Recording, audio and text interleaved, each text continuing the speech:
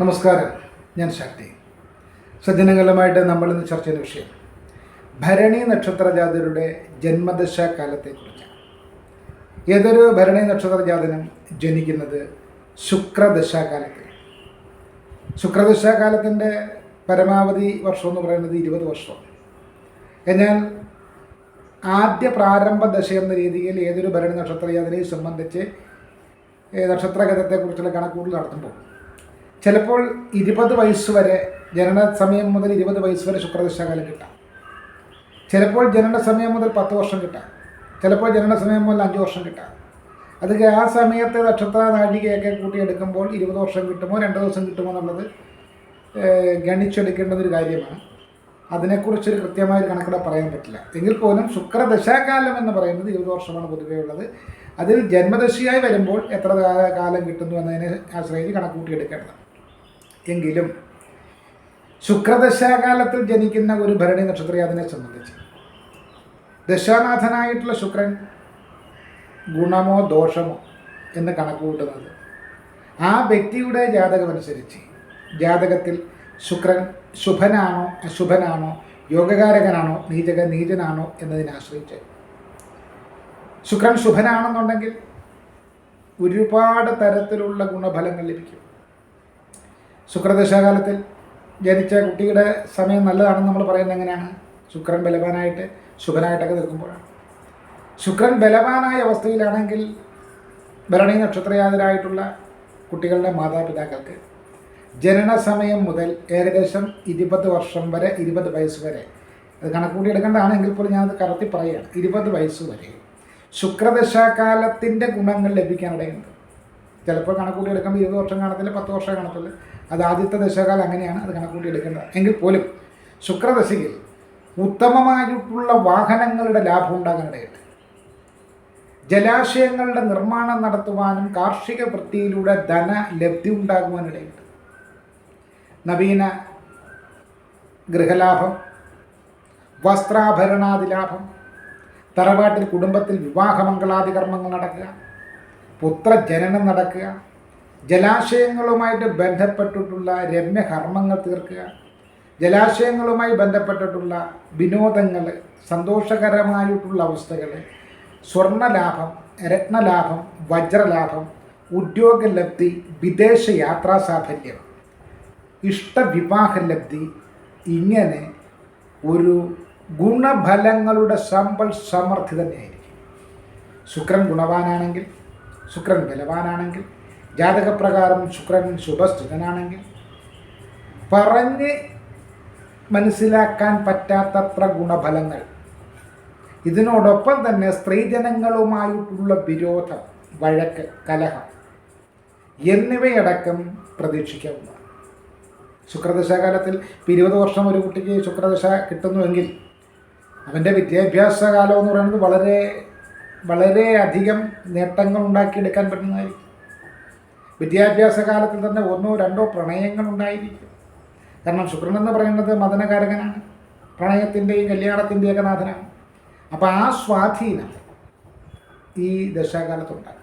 എന്നാൽ നീചനായിട്ടുള്ള ശുക്രൻ, ജാതകപ്രകാരം അത്ര ശുഭരല്ലാതെയുള്ള ശുക്രൻ്റെ ദശാകാലമാണെങ്കിൽ, പ്രത്യേകിച്ച് 20 വയസ്സ് വരെയൊക്കെ ശുക്രൻ കിട്ടുകയാണെങ്കിൽ പ്രണയ വിഷയങ്ങളുമായി ബന്ധപ്പെട്ട് വിദ്യാഭ്യാസം തടസ്സപ്പെടും. പ്രണയാദി വിഷയങ്ങളിൽ എടുത്തിയാടുന്നത് കൊണ്ടുണ്ടാകുന്ന തിക്താനുഭവങ്ങൾ അനുഭവിക്കേണ്ടി വരും.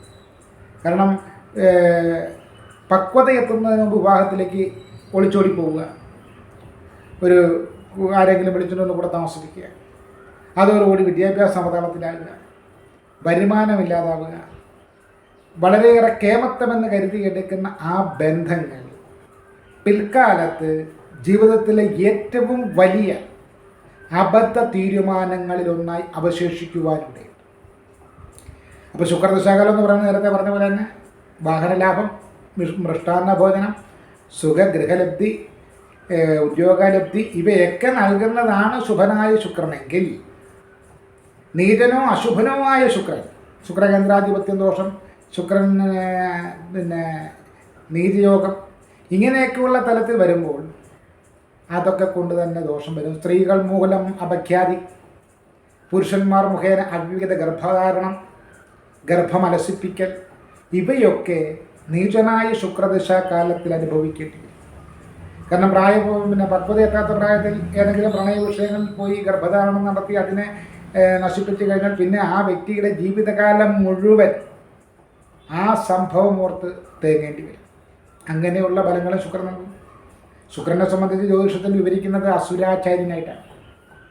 അസുരാചാര്യൻ എന്ന് പറയുമ്പോഴത്തേക്കും ബുദ്ധിക്ക് ഒട്ടും പിന്നോട്ടല്ല.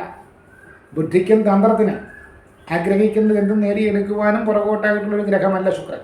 അതുതന്നെയാണ് ശുക്രൻ്റെ ഒരു പ്രത്യേകത. ശുക്രൻ സ്വാധീനിച്ചാൽ നല്ലതാണ്. ഗുണകരമായിട്ടുള്ള സ്വാധീനം, ഉന്നത സ്ഥാനമാന ലബ്ധി അടക്കം നൽകും. രോഗദുരിതങ്ങളില്ലാത്ത ശരീരം, സൗന്ദര്യമുള്ള ശരീരം, വളരെയേറെ സംഭാഷണ മികവിലൂടെ ആരെയും വശീകരിക്കാനുള്ള കഴിവ്. ഉച്ചനായ ശുക്രനാണ് നിൽക്കുന്ന ദശാകാലമെങ്കിൽ അവരുടെ കണ്ണുകളിലൊരു പ്രത്യേക ആകർഷണീയത, ഇവയൊക്കെ ദർശിക്കാൻ സാധിക്കും. പക്ഷേ നീചനായ ശുക്രനാണെങ്കിൽ കഥ മൊത്തം മാറും.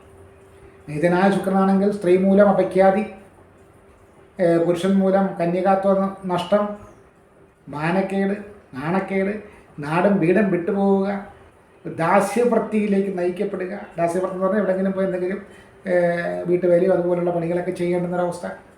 അങ്ങനെ പോയാൽ പോലും അവിടെയും പട്ടിണി കിടക്കുന്ന അവസ്ഥയിൽ പോലും മാംസദാഹികളെ കൊണ്ട് പുറത്തുമുട്ടുന്ന അവസ്ഥ.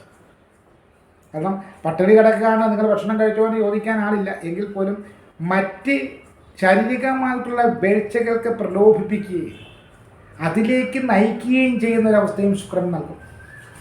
അപ്പോൾ ശുക്രദശാകാലം എന്ന് പറയുന്നത് 20 വർഷമാണ് പൊതുവെ ഉള്ളത്. അത് ഈ ഭരണി നക്ഷത്രക്കാരെ സംബന്ധിച്ച് അവർക്ക് ജന്മദശയായതുകൊണ്ട് തന്നെ മാതാപിതാക്കൾക്കായിരിക്കും ഏറ്റവും കൂടുതൽ ഗുണം കിട്ടുക. അവരെ മാതാപിതാക്കളെ സംബന്ധിച്ച് മൈഥുനാദി ഭോഗസുഖം കിട്ടും. ശാരീരിക വീഴ്ചയിൽ അവരെ വളരെ സംതൃപ്തി ലഭിക്കും. നല്ല ഉത്തമങ്ങളായിട്ടുള്ള വീടും പൂന്തോട്ടമടക്കം നിർമ്മിക്കാൻ സാധിക്കും.